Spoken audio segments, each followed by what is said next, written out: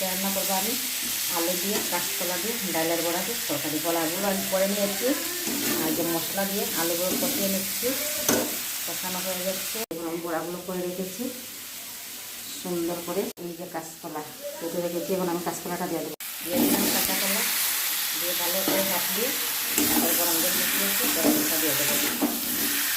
সুন্দর করে কষানোটা হয়ে গেছে। এই যে এখন আমি গরম জলটা দিয়ে দেবো। নামানোর আগে বড়াগুলো দিয়ে দেবো। এখন আমি গরম জলটা দিয়ে দিচ্ছি। দিতে দিতে দেখাতে পারবো না, পরে দেখাবো। এই যে দেখুন ঝোলটা দিয়ে দিচ্ছি, তারপরে আমি বড়াগুলো দেবো, দিয়ে নামিয়ে নেব।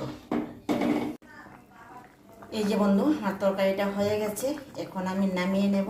সবাইকে বাই বাই, টাটা।